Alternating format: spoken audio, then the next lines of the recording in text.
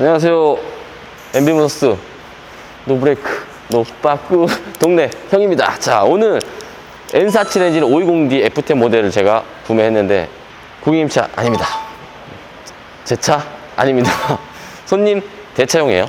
대차용인데 과연 정비사인 제가 잘 샀을까? 이 차를 워낙 허위가 많은 시대다 보니까 잘 샀나 한번 확인해야 될 것 같아요. 12년식 F10 N47 모델 1200 이 가격 괜찮은가? 자, 키로수 13만 킬로예요. 말이 뭐 필요 있겠어요. 가보시죠. 자, 이렇게 여시면 당연히 차는 깨끗하겠죠. 당연히 중고차를 사고 왔으니까 위에 엄청 깨끗하게 닦았을 거란 말이죠. 예, 광도 나요. 새 차 같은 느낌. 이 정도면 이 차량 상태는 어떤가요? 라고 이제 많이 물어보시는 분들이 많아요. 그래서 제가 오늘 보면서 설명드리고 오늘 작업할지 다음에 추후 작업할지 모르겠지만 작업해야 될 부분들을 한번 설명을 한번 하고 넘어갈까 해요. 안 사장이 안 속고 잘 샀는지 훑어보겠습니다. 일단은 무사고 차량은 정확하게 제가 확인을 했어요. 성능 보증에서도 거짓말 할 수 없습니다. 무사고 차량은 이제 진짜 심한 곳은 뭐 하는 것도 있겠지만 대부분의 성능장에서는 그 사기쳤다가 큰일 나요. 이상 유무가 있는지 한 번 더 확인 한번 해볼까 하거든요. 기본적으로 이 차량들의 문제점들, 이 정도 주행거리가 되면 진동 댐퍼라고 해요. 댐퍼 풀리라는 녀석이 많이 크랙이 가는데 왜 크랙이 가냐? 그만큼 경화가 된 상태에서 진동을 흡수하다 보면은 이렇게 크랙이 가게 되는데 이 차량 같은 경우는 진행이 됐네요. 자, 이렇게 보시면은 크랙이 가는 게 보이죠? 예, 잘 보일지 모르겠는데 구석까지 넣을 수 없기 때문에 제가 최대한 보여주는 쪽으로 해서 자, 진동 댐퍼 크랙이 갔어요. 이거 교체 준비해야 될 것 같고요. 그 다음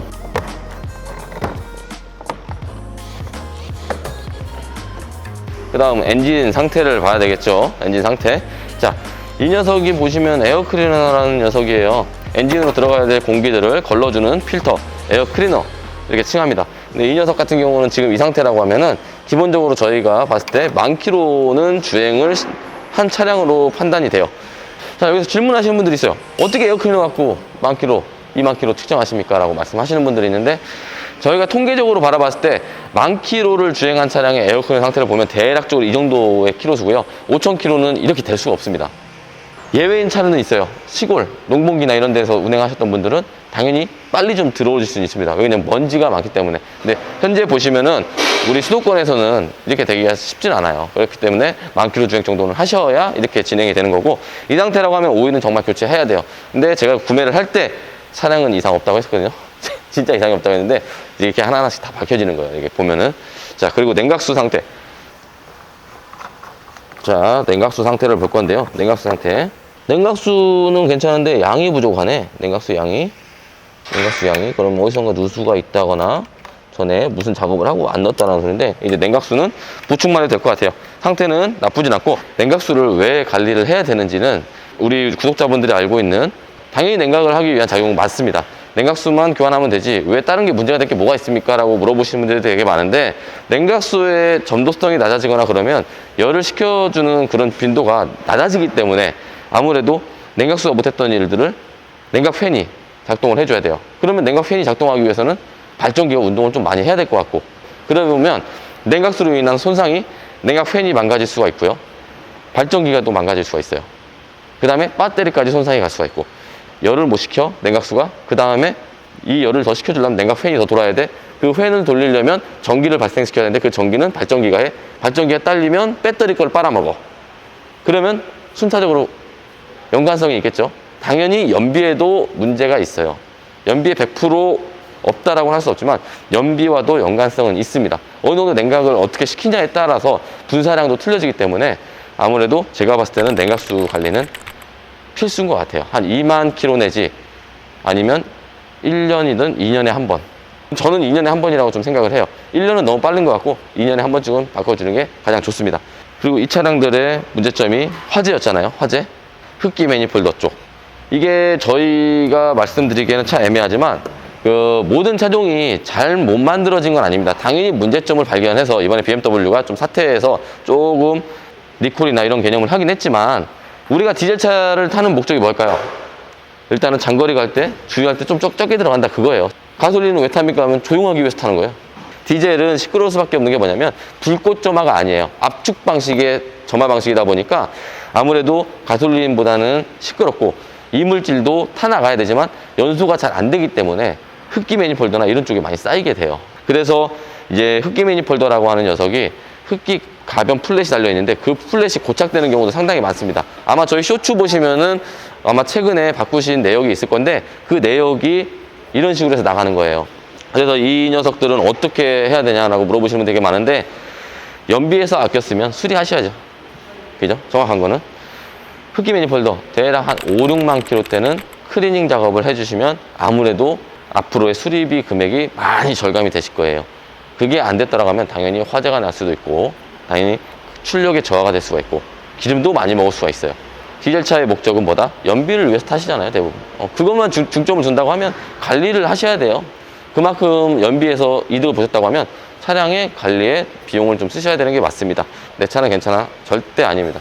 관리가 가장 중요하고요. 이 차량들 매번이 발생되는 블로바이 가스 터보 쪽 흡기 라인 쪽으로 들어가는 라인인데요. 이 부분 같은 경우도 오일이 많이 샜는데 이 차량도 오일이 많이 샜는데 클리닝을 해놨네. 이거는 제가 이걸 바꾼다고 해서 원인이 잡히진 않아요. 기본적으로 안에 엔진에 블로바이 가스가 워낙 많은 게 뒤로 넘어오는 거기 때문에 이거를 잡으려고 하면은 엔진을 다 열어서 다 수리해야 돼요.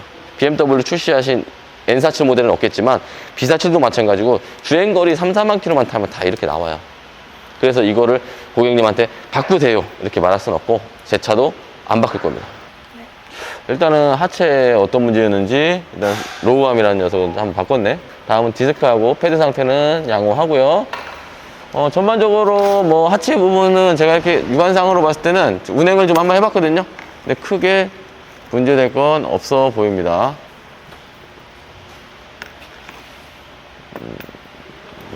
상태는 괜찮네. 여기서도 문제가 되는 녀석을 좀 발견을 했는데 이 녀석이 어떤 녀석이냐, 플렉시블 커플링에서 우리가 흔히 말하는 연탄이라는 녀석이에요. 디퍼런셜하고 미션 촉하고 구동을 할 때 진동을 좀 잡아주는 그런 역할을 하는 녀석인데 이 녀석 같은 경우는 다 크랙이 가서 이런 식으로 다 갈라져 있습니다. 그래서 이 녀석도 교체 대상 항목에 넣을 거고요. 디퍼런셜 오일이라고 그래요. 후륜 오일. 후륜 오일이 있는지 없는지 모르시는 분들이 되게 많은데 독일사들의 차량들은 거의 대부분의 후륜 차량이 상당히 많습니다. 이 녀석 같은 경우는 교환하는 흔적이 없는 것 같아요. 그래서 이 녀석도 교환 대상이고요. 여기서 포인트를 주자면 잠깐 동안 BMW가 이 시스템을 없앴었죠. 스테빌라이저 바, 리어 스테빌라이저 바를 잠깐 없앴어서요. 이게 없앴는데 전기 후기형부터 아마 없앴을 거예요. 전기형은 이렇게 나왔고 후기형은 갑자기 이게 사라졌어요. 그런데 자체 제어, 쿠션을 제어한다는 거는 대단한 기술인 거죠. 언제 다시 올라갈지 모르겠지만 제가 지상 공바디가 들어온다고 하면 들어갔는지 안 들어갔는지 한 번 더 확인 한번 해볼게요. 뒤에 평균적으로 뒤에 브레이크 패드나 디스크도 정상적입니다. 정상적이고 이제 마지막 미션 쪽 엔진 마운트도 많이 살아있고 미션 오일은 교환 중에 좀 된 것 같으니까 교환을 한번 해주는 걸로. 그 다음 누유는 워낙 잘 닦아놔서 보이지도 않네요. 보이지도 않아. 이 형태라고 하면 차량은 전반적으로 제가 지금 설명드렸던 거는 소모성인 것 같아요. 소모성인 것 같고 다 하면 되지 뭐. 내 차니까 해야지. 고객만 하라고 할 수는 없으니까. 그지? 예. 고쳐야지. 벨트는 바꿨네. 그래서 사주고 중고차 구매 와서 어느 정도의 비용이 들어가고 어느 정도의 관리를 해줘야 되는지 제가 영상을 남겼는데 제가 다음 편에는 수리 영상, 다음 편 영상에는 저희가 이 차량들 해야 된다고 했던 말씀드렸던 그 부분들 수리하는 과정 한번 올려보도록 한번 해보겠습니다. 비용이 어느 정도 나오고 어느 정도의 상태인지까지 다 탈거를 해서 한번 확인해 드릴게요. 자, 감사합니다.